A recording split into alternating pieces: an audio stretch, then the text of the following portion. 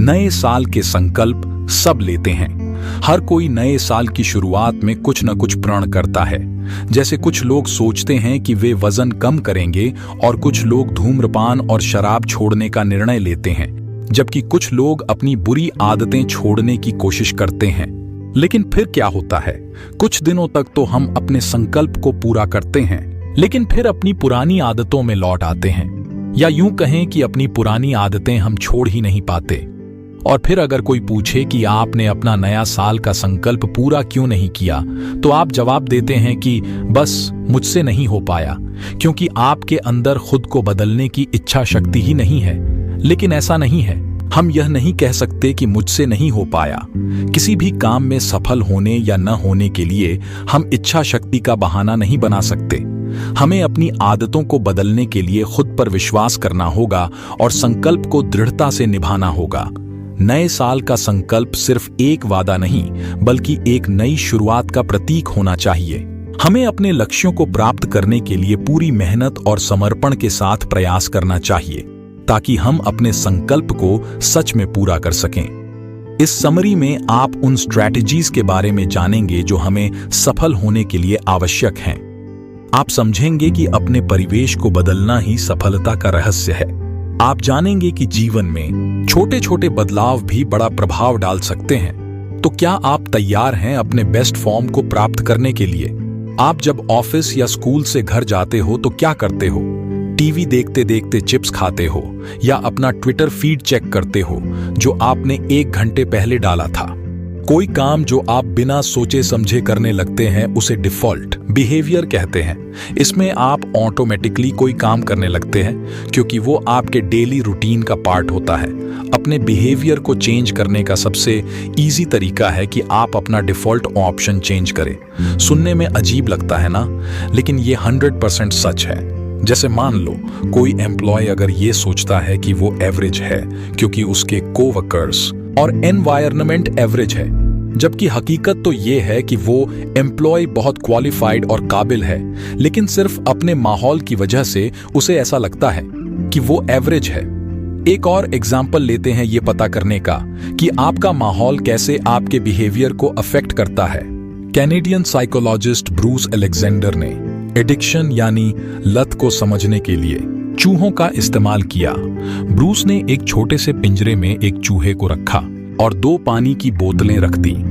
एक बोतल में पानी था और दूसरी में भी पानी ही था, पर उसमें हेरोइन और कोकेन जैसे ड्रग्स मिले हुए थे। जितने भी चूहे इस एक्सपेरिमेंट में यूज किए गए थे, सबने ड्रग्स मिला हुआ पानी का ओवरडोज लिया था। कुछ सालों बाद ब्रूस ने यही एक्सपेरिमेंट थोड़े बड़े लेवल पर किया। उन्होंने एक बड़े लेबोरेटरी रूम, जिसे राइट पार्क का नाम दिया गया, उसमें कई हजार चूहों को रखा।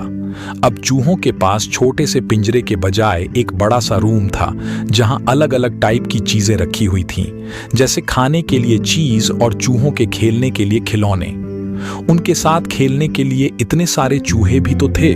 पहले वाले एक्सपेरिमेंट की तरह ही इसमें भी पानी की 2 बोतलें रखी गईं। एक में सादा पानी था, जबकि दूसरे में हेरोइन और कोकेन मिलाया हुआ पानी था। राइट पार्क में ड्रग्स मिलाया हुआ पानी बहुत कम पिया गया था। एक भी चूहे ने इसका ओवरडोज नहीं लिया था। तो यह प्रयोग क्या दर्शाता है? यही कि आपका वातावरण आपके व्यवहार को प्रभावित करता है। अगर आपको भी ऐसे कमरे में अकेला छोड़ दिया जाए जहां सिर्फ नशीले पदार्थ हों और कुछ भी नहीं, तो आप भी नशे का सेवन जरूर करेंगे। जितना अधिक आप किसी व्यवहार को दोहराते हैं, उतना ही उसे छोड़ना कठिन हो जाता है और आपको उसकी इतनी आदत पड़ जाती है कि उसे छोड़ पाना मुश्किल हो जाता है। फिर वह आपके लिए सांस लेने जैसा सामान्य हो जाता है। एक और उदाहरण से समझते हैं कि आपका वातावरण कैसे आपको प्रेरित करता है। मान लीजिए एक धूम्रपान करने वाला व्यक्ति अपनी कंपनी के प्रवेश द्वार को देखता है जहां वह काम करता है। प्रवेश द्वार देखते ही उसे सिगरेट पीने की इच्छा होने लगती है। अब यह धूम्रपान करने वाला व्यक्ति खुद को इस प्रेरणा से कैसे बचा सकता है, खासकर जब उसे बिल्डिंग के अंदर जाने के लिए उसी से होकर गुजरना होता है।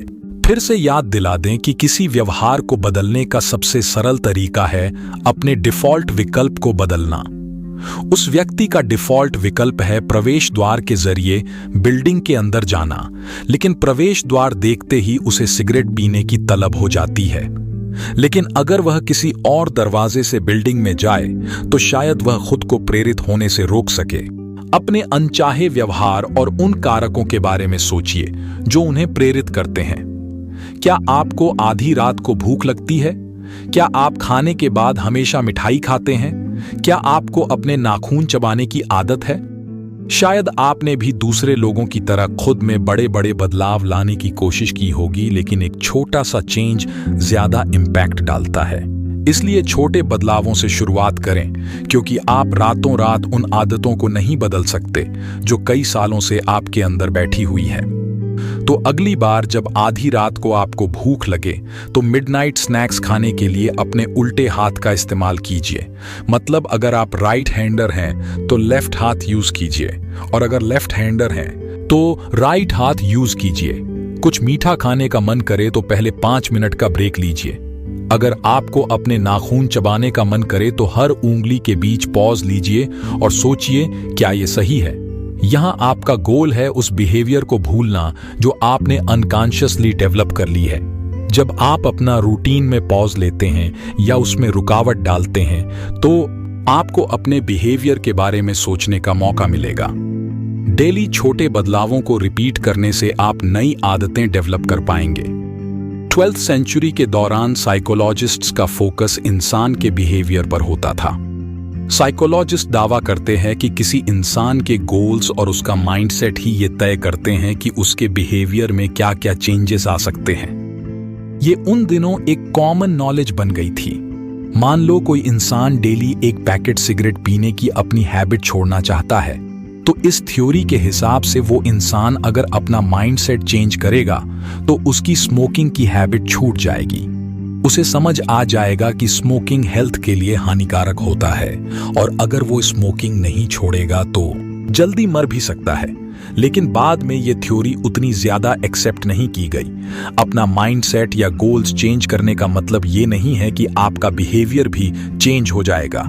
एक स्मोकर का अपनी स्मोकिंग को लेकर माइंडसेट चेंज करना ज्यादा दिन नहीं चलेगा, क्योंकि फाइनली उससे रहा नहीं जाएगा और वो वापस स्मोकिंग करने लगेगा। क्या आप जानते हैं कि वो क्यों स्मोकिंग छोड़ने में असफल हो रहा है? इसका कारण उसका एनवायरनमेंट यानी माहौल है जो उसे स्मोकिंग छोड़ने नहीं दे रहा है। सबसे पहले तो उसने अपने बचपन से ही अपने माता पिता को स्मोकिंग करते देखा है। जब वो बड़ा होकर नौकरी करता है तो उसके साथ काम करने वाले भी स्मोक करते हैं और वो उनके साथ सिगरेट ब्रेक्स में जाने लगता है। अगर आपके चारों तरफ ऐसा माहौल हो जो आपके मन को ललचाता हो तो बुरी आदतों को छोड़ना और भी मुश्किल हो जाता है। इंसान शुरू में खुद को सिगरेट जलाने से रोक भी सकता है, लेकिन आखिरकार उसकी विल पावर और खुद को कंट्रोल करने की क्षमता काफी सीमित होती है और अंत में वो खुद को रोक नहीं पाता। अगर आप चेंज लाना चाहते हैं तो आपको पहले अपना माहौल चेंज करना होगा। इसमें आपके आसपास के लोग और सोसाइटी भी शामिल है। अब वापस उस स्मोकिंग हैबिट वाले इंसान पर आते हैं। अगर वो उस वक्त पैदा होता जब स्मोकिंग हर जगह अलाउड थी, तब शायद वो फ्री होकर कहीं भी स्मोकिंग कर लेता, लेकिन स्मोकिंग के रूल्स अब स्ट्रिक्ट हो गए हैं। इसलिए उसे अब स्मोकिंग करने के लिए ऐसी खास जगह ढूंढनी होगी जो खास तौर पर स्मोक करने के लिए बनाए गए हैं। आप जहां चाहे वहां स्मोकिंग नहीं कर सकते, क्योंकि ये आपके साथ साथ दूसरों को भी नुकसान पहुंचाता है। स्मोकर्स का माहौल उन्हें काफी हद तक स्मोक करने के लिए उकसा सकता है। आपको जगह जगह कई स्मोकिंग स्पॉट्स मिल जाएंगे। उस इंसान के फ्रेंड्स और फैमिली मेंबर्स भी अगर स्मोक करते होंगे तो उसे आसानी से सिगरेट मिल जाएगी। एक और फैक्टर जिसके बारे में हमें सोचना चाहिए वो है जीन्स। सिगरेट में निकोटिन होता है जो काफी एडिक्टिव केमिकल है, यानी इसकी लत लग जाती है। सब्सटेंस एब्यूज की वजह से भी इंसान स्मोक कर सकता है, क्योंकि ये एडिक्शन उसे विरासत में मिली है। मगर निराश होने की जरूरत नहीं है। एपिजेनेटिक्स की फील्ड में इसका भी इलाज है। एपिजेनेटिक्स का मतलब है किसी इंसान के डीएनए को स्टडी करना। इस फील्ड के हिसाब से जीन्स किसी इंसान की किस्मत डिसाइड नहीं करते। आपको शायद सब्सटेंस एब्यूज आपके पेरेंट्स से मिला हो, लेकिन इसका ये मतलब नहीं है कि आप भी एडिक्ट बन जाएंगे। आपकी बायोलॉजी ये तय नहीं करती है कि आप कौन हो। टिश एक व्लॉगर है। वो ओरिजिनल और कमाल का कंटेंट क्रिएट करके अच्छे खासे पैसे कमा लेती है। हाल ही में वो बेहद थकान महसूस कर रही थी। व्लॉगिंग के लिए टिश का पैशन खत्म होने लगा था, लेकिन वो व्लॉगिंग अभी छोड़ना नहीं चाहती थी। लेकिन उसे ये भी डर था कि कहीं वो गंभीर थकान का शिकार ना हो जाए। फिर उसे एक आइडिया आया, अगर वो और उसकी फैमिली ट्रेवल करे तो कैसा रहे, साथ ही वो सोशल मीडिया डिटॉक्स पर भी चली जाए तो कैसा रहेगा। टिश की फैमिली को भी आइडिया पसंद आया। फैमिली का सपोर्ट मिलने के बाद टिश ने घूमने का प्रोग्राम बनाया। टिश और उसकी फैमिली पूरे यूनाइटेड स्टेट्स में घूमे और इस दौरान उसने सोशल मीडिया प्लेटफॉर्म से पूरी तरह दूरी बना रखी थी। रूटीन और माहौल चेंज हुआ तो टिश एक बार फिर एनर्जी से भरा हुआ फील करने लगी। कंटेंट क्रिएशन का उसका पैशन लौट आया था, बल्कि उसे अपने व्लॉग के लिए और भी एक्साइटिंग और नए नए आइडियाज आने लगे थे।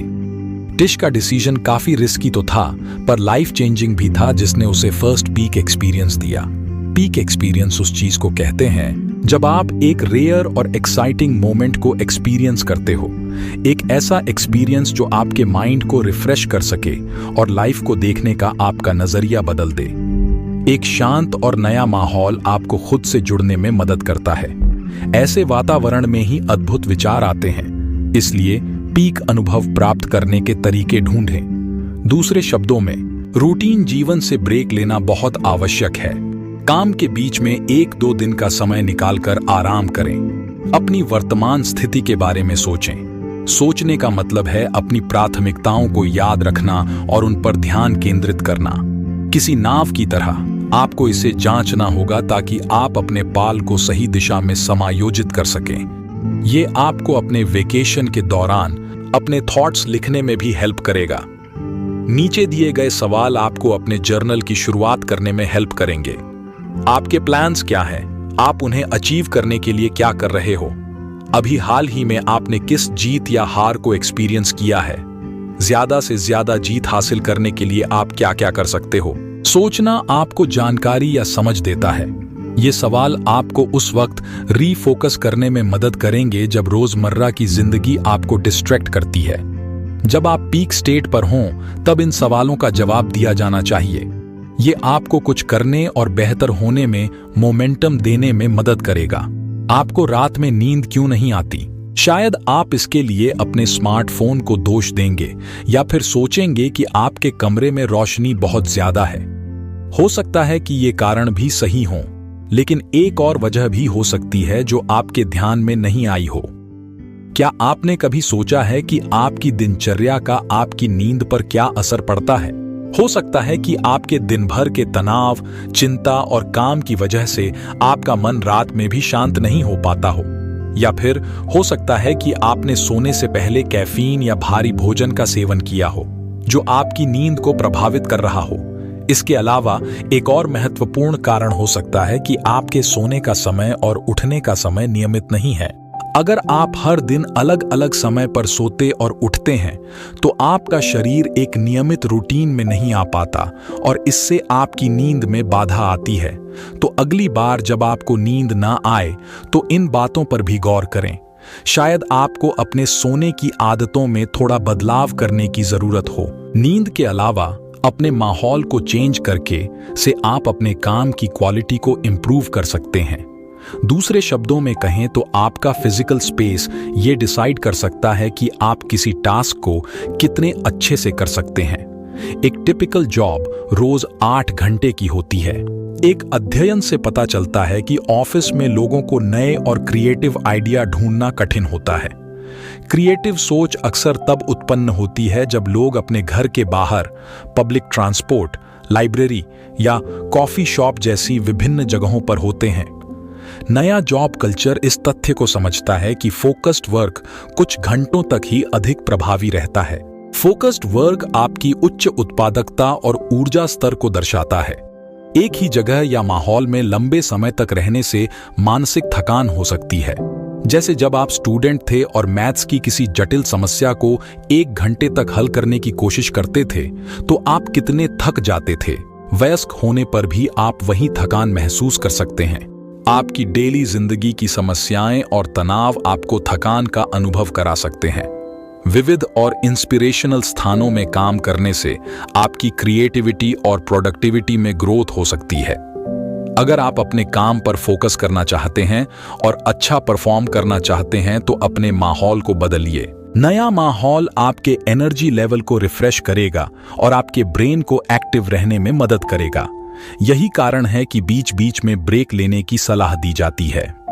मान लो अगर आपको अपने डेस्क पर बैठे बैठे घंटों हो गए हैं तो थोड़ी देर के लिए खड़े हो जाइए और 5 मिनट के लिए वॉक कीजिए। आप सोचेंगे कि थोड़ा सा वॉक करने से क्या होगा, पर जब आप वापस पर डेस्क पर लौटेंगे तो आपको इसका असर दिखने लगेगा। एरी मिशेल एक ऑथर और एंटरप्रेन्योर है जो हमेशा अपना माहौल चेंज करते रहते हैं। वो जानते हैं कि उनकी मेंटल स्टेट उनके माहौल की वजह से कितनी ज्यादा अफेक्टेड होती है। तो एरी एक ही माहौल में 2 दिन से ज्यादा नहीं टिकते। एरी ये भी डिसाइड करते हैं कि वो किसी जगह में किस तरह का काम करेंगे। जैसे कि उनका सोहो न्यूयॉर्क में घर है जिसे वो सिर्फ राइटिंग के लिए यूज करते हैं। एरी ने ये जगह इसलिए चूज की है क्योंकि वहां कोई वाईफाई नहीं है और सिग्नल भी काफी खराब है। एरी यहाँ बिना डिस्टर्ब हुए अपने राइटिंग का काम कर सकते हैं। अपना माहौल चेंज करने का मतलब ये नहीं है कि आप अपना घर ही चेंज करते फिरो। आप अपने घर के अलग अलग एरिया को अलग अलग काम के लिए यूज कर सकते हो।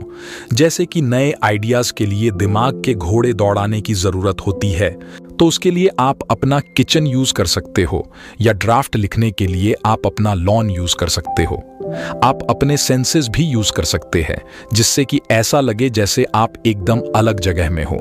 जैसे एग्जाम्पल के लिए किचन में आइडिया के बारे में सोचते हुए आप पॉप म्यूजिक सुन सकते हो और अपने एसे या मेन्यू स्क्रिप्ट को लिखते वक्त आप क्लासिकल म्यूजिक एंजॉय कर सकते हो। फियोना मुतेसी युगांडा की चेस प्लेयर है। अपने देश युगांडा की चेस हिस्ट्री में वो अब तक की फर्स्ट टाइटल्ड फीमेल प्लेयर है। लेकिन फियोना को ये नाम और शोहरत इतनी आसानी से नहीं मिली है। फियोना का बचपन संघर्षों से भरा था। उनका परिवार युगांडा के झोपड़पट्टी वाले इलाके में रहता था जहां लोगों को 2 वक्त की रोटी भी मुश्किल से मिल पाती थी। फियोना की मां इतनी गरीब थी कि फियोना को कभी स्कूल नहीं भेज पाई, इसलिए 9 साल की छोटी उम्र में स्कूल जाने के बजाय फियोना सड़क पर कॉर्न बेचा करती थीं। ये उनके शहर का हाल था जहां तकरीबन हर परिवार ऐसी ही जिंदगी गुजार रहा था। एक दिन कॉर्न बेचते बेचते फियोना एक स्कूल के सामने से गुजरी। इस स्कूल में एक स्पोर्ट्स आउटरीच इंस्टीट्यूट चल रहा था। ये इंस्टीट्यूट फ्री में चेस सिखाने के साथ साथ उन बच्चों को फ्री में दलिया भी देते थे जो उनके सीखने आते थे। फियोना ने जब दूसरे बच्चों को चेस खेलते देखा तो उनमें भी इस गेम को खेलने की गहरी इच्छा हुई। अब उन्होंने प्रैक्टिस करने के लिए रोज स्कूल जाना शुरू कर दिया। कई महीने गुजर गए। फियोना अब तक काफी अच्छा चेस खेलने लगी थी। वो इस हद तक एक्सपर्ट हो गई थी कि अपने से बड़े बच्चों को हराने लगी थी। फियोना ने चेस में कई कंपटीशन जीते और हर जीत के साथ उनकी स्किल्स भी इंप्रूव होती चली गई। इसी के साथ फियोना की लाइफ में भी कई बदलाव आए, जैसे कि वो अपने गरीब शहर को छोड़कर एक बड़े शहर में आ बसी थी और उन्हें 3 वक्त भरपेट खाना मिलता था और पहनने को अच्छे कपड़े भी। फियोना जिस तंगी और गरीबी के माहौल में पली बढ़ी थी उससे वो बाहर निकल आई थी, लेकिन फियोना की मां इन सबसे खुश नहीं थी। उन्हें लगता था कि चेस की वजह से फियोना का दिमाग खराब हो गया है, लेकिन फियोना का दिमाग बिल्कुल खराब नहीं हुआ था, बल्कि उन्होंने अपने लिए बेहतर माहौल क्रिएट कर लिया था जहां वो चेस में नए रिकॉर्ड सेट कर सकती थी। आज भले ही फियोना ने पैसा और शोहरत कमा लिया है, लेकिन वो अपने जड़ें कभी नहीं भूली। फियोना ने खुद को और अपनी मां को गरीबी से बाहर निकाला। वो गरीबी में पैदा जरूर हुई थी, पर गरीबी भी फियोना को अपने सपने पूरे करने से नहीं रोक पाई। क्या आप जानते हैं कि साइंटिफिकली ये साबित हुआ है कि परिवार में जो प्यार और जुड़ाव होता है वो हमारी सक्सेस पर गहरा असर डालता है? साइकोलॉजिस्ट मार्शल ड्यूक और डॉक्टर रॉबिन फिवुश ने एक स्टडी से इस बात को साबित किया है। डॉक्टर ड्यूक और डॉक्टर फिवुश ने एक psychological measure do you know, क्या आप जानते हैं? ये एक सर्वे थे जिसमें परिवार से जुड़े सवाल रखे गए थे। इसमें आपके पेरेंट्स और ग्रैंड पेरेंट्स कहाँ रहते थे से लेकर आपकी फैमिली में कौन सी बीमारी है जैसे सवाल शामिल थे। साइकोलॉजिस्ट्स ने कई बच्चों को इस सर्वे का जवाब देने को कहा। रिजल्ट से ये पता चला कि जो बच्चे अपनी फैमिली के साथ ज्यादा कनेक्टेड थे उनका अपनी लाइफ पर ज्यादा कंट्रोल था और ये चीज उनके सेल्फ एस्टीम के लेवल और लाइफ को लेकर उनके नजरिए में साफ झलकती थी। कुल मिलाकर स्ट्रॉन्ग फैमिली सपोर्ट का होना आपकी पूरी पर्सनैलिटी और ग्रोथ में काफी काम आता है। फैमिली बॉन्डिंग के अपने फायदे हैं। जब आप फेल होते हो तो आपकी फैमिली ही आपको सपोर्ट और एनकरेज करती है और आपके सक्सेसफुल होने पर वो ही आपको हम्बल बनना सिखाती है, क्योंकि नाम और शोहरत किसी को भी घमंडी बना सकती है। सक्सेस को कभी अपने सिर पर मत चढ़ने दो, हालांकि ये काफी मुश्किल है, क्योंकि आपके बिहेवियर में कहीं ना कहीं आपका घमंड झलक जाएगा। आपको पता भी नहीं चलेगा कि आप कब घमंडी बन गए और तब हमारी फैमिली और फ्रेंड्स ही हमें अपनी जड़ों के बारे में याद दिलाते हैं। वो हमें याद दिलाते हैं कि हम कहां से चलकर यहां तक पहुंचे हैं। वो आपको सक्सेस और अवार्ड मिलने से पहले से जानते हैं। इसके अलावा उनकी हेल्प के लिए बिना आप शायद इस मुकाम तक नहीं पहुंच पाते। बेशक अपनी अचीवमेंट्स को लेकर कॉन्फिडेंट और गर्व फील करें, पर यह कभी ना भूलें कि आप कहां से आए हैं। जॉन बर्क एक पियानो प्लेयर है। उन्हें बेस्ट न्यू एज एल्बम के लिए ग्रैमी अवार्ड के लिए भी नॉमिनेट किया गया था।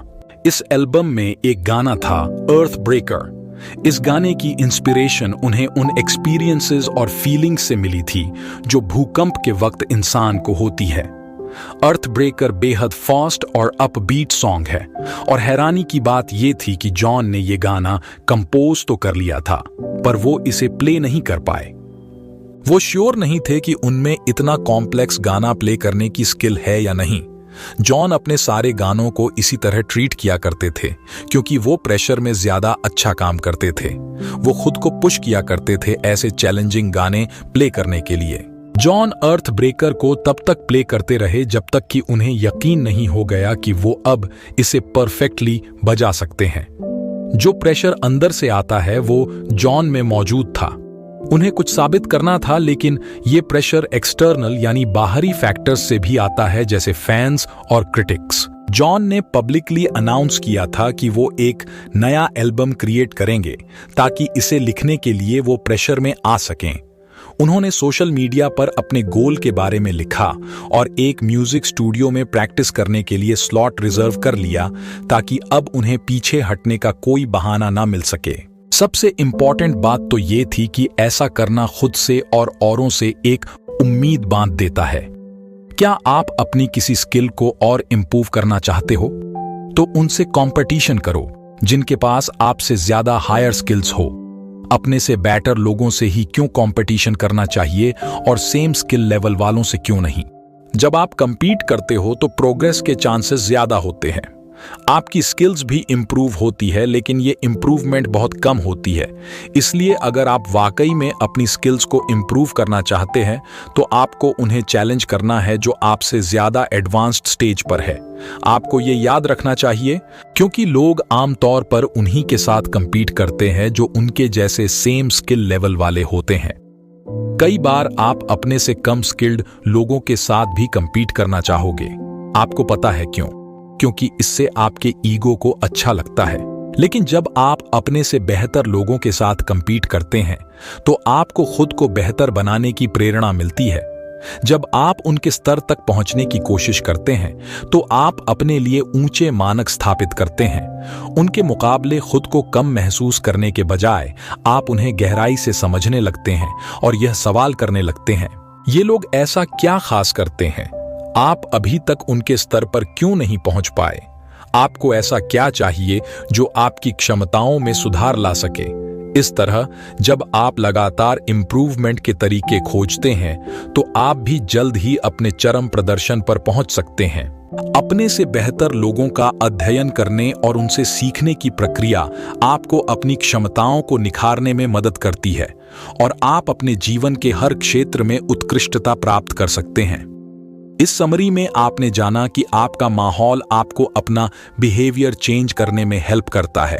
माहौल से मतलब है आपका फिजिकल सराउंडिंग और आपके करीबी लोग। अपने गोल्स अचीव करने के लिए और कुछ खास बिहेवियर को चेंज करने के लिए अपने माहौल को चेंज करना जरूरी है। सेकंड, आपने अपने माहौल को चेंज करने का एक तरीका सीखा और वो है अपनी लाइफ को रीसेट करना। एक रिलैक्स्ड एनवायरनमेंट क्रिएट करो जहां आपको सोचने का समय मिले। अपने डेली रूटीन से बाहर निकलने के लिए 1-2 दिन का ब्रेक लो। सोचना आपको अपना पर्पस याद दिलाता है। यह आपको फोकस करने में भी हेल्प करता है। आपके गोल्स क्या हैं? क्या आप उन्हें अचीव करने के लिए कुछ कर रहे हैं? अभी हाल में आपको क्या मिला है और आपने क्या खोया है? थर्ड, आपने जाना कि अपने डिफॉल्ट बिहेवियर को चेंज करना बुरी आदतें छोड़ने का सबसे इजी तरीका है। बुरी आदतों को छोड़ना इसलिए मुश्किल होता है क्योंकि ये हमारी पहचान बन जाते हैं, लेकिन इन्हें चेंज करना इम्पॉसिबल भी नहीं है। सबसे पहले आपने यह सीखा कि छोटे कदमों से शुरुआत करना आवश्यक है। कोई भी आदत रातों रात नहीं बदलती। अपने ट्रिगर्स को पहचानें और डिफॉल्ट व्यवहार के पहले एक विराम लें। यह विराम आपको सोचने पर मजबूर करेगा कि क्या मुझे वाकई में यह करना चाहिए। दूसरे, आपने अपने लक्ष्यों में प्रगति करना सीखा। अगर आप किसी चीज में सुधार करना चाहते हैं तो उन लोगों से मुकाबला करें जिनके पास आपसे अधिक ज्ञान और कौशल है। उनसे बहुत कुछ सीखा जा सकता है। उनकी तकनीकों और रणनीतियों का अवलोकन करें। वे आपसे क्या अलग करते हैं। खुद को बेहतर बनाने के लिए चुनौती दें। तीसरा, आपने यह जाना कि अपने वातावरण को बदलना भी महत्वपूर्ण है। आप कुछ समय का अवकाश ले सकते हैं या अलग अलग स्थानों पर घूमने जा सकते हैं। अगर आप कोई खास काम करना चाहते हैं तो उसे एक निश्चित समय दें। अपने इंद्रियों का उपयोग करें। अपने वातावरण में परिवर्तन लाने से आपका मन ताजगी महसूस करेगा। एक सक्रिय मस्तिष्क की वजह से आप किसी भी काम पर घंटों ध्यान केंद्रित कर सकते हैं। चौथा, आपने सीखा कि हमें अपनी जड़ों को कभी नहीं भूलना चाहिए। अपने परिवार और दोस्तों के साथ पुनः संपर्क स्थापित करना आपको विनम्रता सिखाएगा। सफलता को कभी अपने ऊपर हावी न होने दें। इसे अपने अहंकार और घमंड का कारण न बनने दें। यह नए अप्रोच आपके जीवन को सकारात्मक दिशा में बदल सकते हैं। सफलता कई रूपों में मिलती है। जब लोग आपकी किसी विशेष कौशल, आविष्कार या खोज की सराहना करते हैं तो यह भी सफलता है। सफलता आपके व्यक्तिगत विकास के रूप में भी आती है। चाहे सफलता किसी भी रूप में मिले, इसके लिए समय और प्रयास दोनों की आवश्यकता होती है। अपने असफलताओं से कभी निराश न हो क्योंकि यह जीवन का एक हिस्सा है। लचीले बने और धैर्य रखें। अपने संघर्षों को आनंदित करना सीखें, तभी आप अपनी जीत को अपनों के साथ मना पाएंगे। हमें उम्मीद है आपको यह बुक समरी अच्छी लगी होगी। दोस्तों, हमारे साथ जुड़े और अपनी लाइफ हर दिन बेहतर बनाएं। धन्यवाद।